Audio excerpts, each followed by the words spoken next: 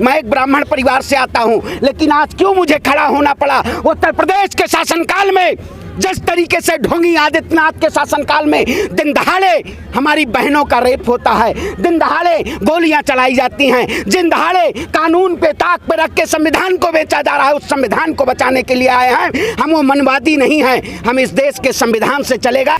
इस देश में सत्ता की तानाशाही रवैया अपना रही है। आपने देखा होगा इतनी विशाल जनसभा, ये महारैली, संविधान बचाओ महारैली हो रही थी, उसी के बीच जिस तरीके से भारतीय जनता पार्टी की तानाशाही ने इस माइक को बंद करा के इस रैली को, इस आंदोलन को खत्म करने का काम किया। लेकिन मैं और ये तमाम यहाँ के कार्यकर्ता जो लोग देश के कोने कोने से आए हुए थे, उन्होंने इस लड़ाई को लड़ने का काम किया और देश के प्रधानमंत्री को चुनौती देने का काम किया, क्योंकि देश का प्रधानमंत्री इस देश में चाहे अल्पसंख्यक की बात हो, चाहे दलित की बात हो, चाहे पिछड़ा की बात हो, सबसे ज्यादा जुल्म करने का काम किया है।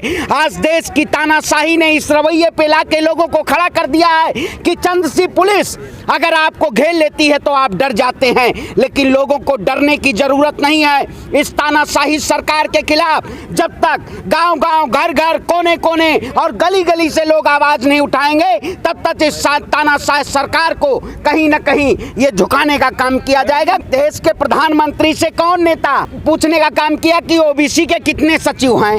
केवल राहुल गांधी ने सवाल करने का काम किया। देश के प्रधानमंत्री आज डरे हुए हैं, क्योंकि आज का तमाम वो गरीब तबका, तमाम वो समाज आज एक साथ होके और खड़ा होके राहुल गांधी को समर्थन देने का काम कर रहा है, लेकिन भारतीय जनता पार्टी को इसी से डर है।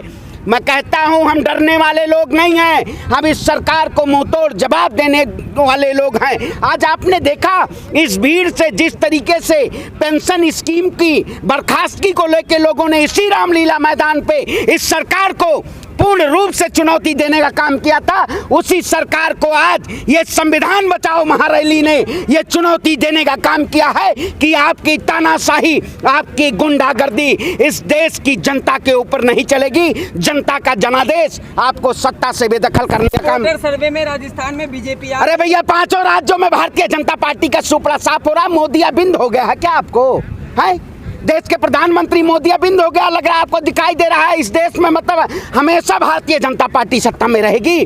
अरे 5 राज्यों का जो विधानसभा चुनाव है उसमें पूर्ण रूप से भारतीय जनता पार्टी हार रही है, और आने वाला जो 2024 का लोकसभा चुनाव है उसमें भी इस देश की जनता और ये जनता का जनादेश भारतीय जनता पार्टी को सत्ता से बेदखल करने का काम देख रही है क्या कांग्रेस? अरे क्या मतलब, क्या हम सपना देख रहे हैं? क्या हाँ सपना चौधरी का डांस चल रहा है? हैं बताइए, हम सपना देख, अरे सपना देखा जा रहा है? अरे प्रत्यक्षम किन प्रणाम, और रामलीला मैदान की इस भीड़ ने ये जनादेश बता दिया है कि आने वाले 2024 के लोकसभा चुनाव में पूर्ण रूप से भारतीय जनता पार्टी का सफाया होना तय है। कांग्रेस की अरे भैया ये जनता की भीड़ थी, आप पूछिए कोई पार्टी से नहीं था, ये कोई दल से नहीं थे, ये तमाम वो गरीब मजलूम आम जनमानस जिनको इस सरकार ने प्रताड़ना देने का काम किया, वो सभी लोग आए थे, सभी वर्ग से, सभी समुदाय से, यहाँ देश के कोने कोने से तमाम उस तादाद में लोग पहुंचे थे। आप बताइए किसी पार्टी से हैं? किसी पार्टी से नहीं है। ये देश के संविधान को बचाना चाहते हैं। सारे ठग इकट्ठे हो रहे हैं। अरे भ्रष्टाचार जनता पार्टी है भैया, उनके यहाँ जब अमित शाह का बेटा बीसीसीआई अध्यक्ष है तब वहाँ परिवारवाद नजर नहीं आता है।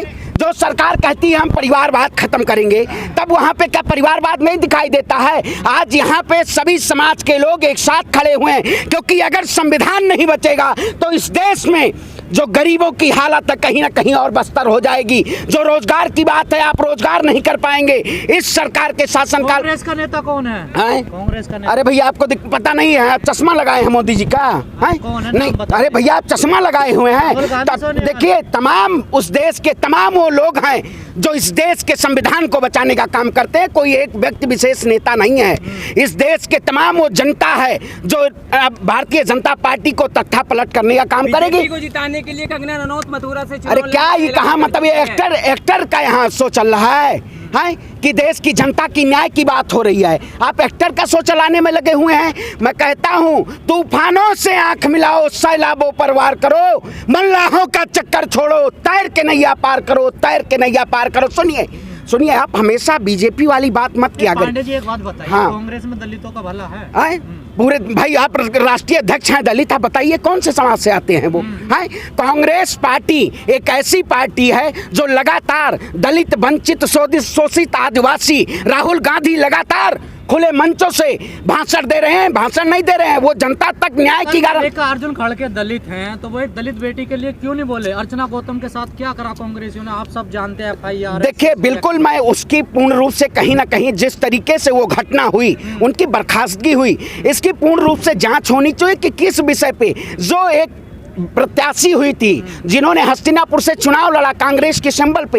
मैं कहता हूं, अगर ऐसा दलितों के साथ अगर कोई भी पार्टी अत्याचार करती है, हमारे साथ अत्याचार करती है, इंसानियत के साथ अत्याचार करती है, तो उसको कतई बर्दाश्त नहीं किया जाना चाहिए। कैसे विश्वास करेगा कांग्रेस पे? देखिए, मैं वही कहता हूं, आज जिस तरीके से आला कमान में बैठे हुए जो लोग हैं, चाहे जो है, आपने देखा होगा, मैंने इस बात को हमारे राष्ट्रीय अध्यक्ष जी तक बात पहुंची है, उन्होंने कहा है इस पे न्याय दिया जाएगा, और जो हमारी वो बहन है जिसको 6 साल के लिए पार्टी से बर्खास्त किया गया, उस पर विचार किया जाएगा। हम दलितों के साथ, गौतम ने बड़े गंभीर आरोप लगाए हैं। देखिए, अफसोस करने की बात नहीं, अफसोस मैं वही कहता हूं, जो आरोप लगे हैं उस पर न्याय होना चाहिए।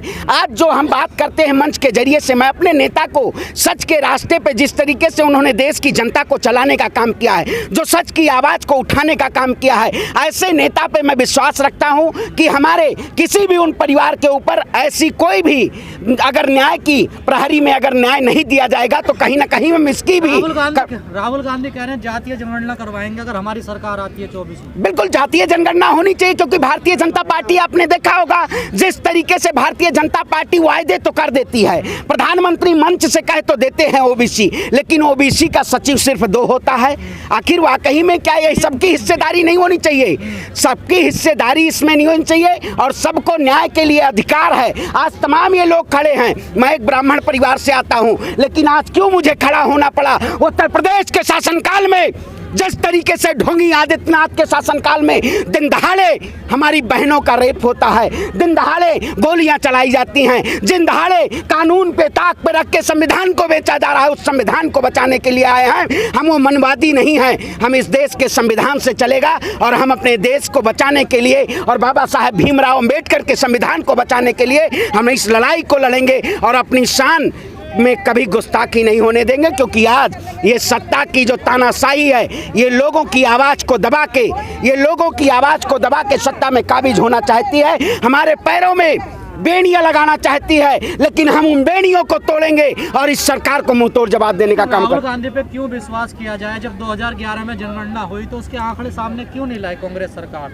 देखिए, जनगणना जो हुई उसके बाद सरकार जनगणना, आज देखिए 2011 के बाद जो जनगणना हुई, उस जनगणना में कहीं ना कहीं जो लोग थे उनके शासनकाल में प्रदेश की जो राज्य स्तरीय जो लोग हैं, राज्य सरकारें थी जहां पे भारतीय जनता पार्टी और कई ऐसी सरकारें थी, उन्होंने रिपोर्ट नहीं देने का काम किया, इसलिए उस जातीय जनगणना को पब्लिश नहीं किया गया। लेकिन आने वाली हमारी जो पूर्ण बहुमत की सरकार होगी, या कोई भी जो जनता के द्वारा चुनी हुई सरकार होगी, अगर कांग्रेस पार्टी की सरकार बनती है, तो मैं दावा देता हूं कि देश में चाहे दलित हो, चाहे पिछड़ा हो, चाहे अल्पसंख्यक बल हो, सभी खुशहाल होगा, देश का किसान भी खुशहाल होगा, जिसके ऊपर देश के प्रधानमंत्री ने लाठी तंत्र के जरिए 700 से ज्यादा किसानों को शहीद करवाने का काम किया था। उसी सड़क पे हम भी बैठे थे, न्याय के लिए आवाज उठा रहे थे। आज ये रामलीला मैदान ये बता चुका है कि 7 लोक कल्याण पे बैठा हुआ देश का प्रधानमंत्री ये समझ ले कि ये देश का किसान, नौजवान, दलित, महिला, सभी समाज के लोग एक साथ हो गए और बाबा साहेब भीमराव अंबेडकर के संविधान को बचाने का काम। कौन लोग हैं जो जातीय जनगणना के खिलाफ कोर्ट जा रहे हैं? देखिए भाई, मैं फिर वही कहता हूँ, वो विचारधारा के लोग हैं, आरएसएस हुई, नारंगी हुई, संघी हुई, ऐसी विचारधारा के जो लोग हैं, जो इस देश में देश को संविधान से नहीं चलने देना चाहते हैं, देश को सत्ता के षड्यंत्रों से चलने देना चाहते हैं। आप बताइए, तमाम ऐसे लोगों के ऊपर ईडी, सीबीआई, आईटी, ऐसे तमाम तंत्रों के जरिए लोगों की आवाज को इस सरकार ने, मैं उत्तर प्रदेश की पावन धरा से आता हूँ, जहाँ डरा के लोग सत्ता पाना चाहते हैं, लेकिन मैं आजाद भगत सिंह का वंशज हूँ। जिस तरीके से इस सरकार ने हमें डराने का काम किया है, हमें जेल की सलाखों के पीछे डालने का काम किया है, लेकिन हम डरेंगे नहीं, हम लड़ेंगे और जीतेंगे, मुंहतोड़ जवाब देने का काम करेंगे।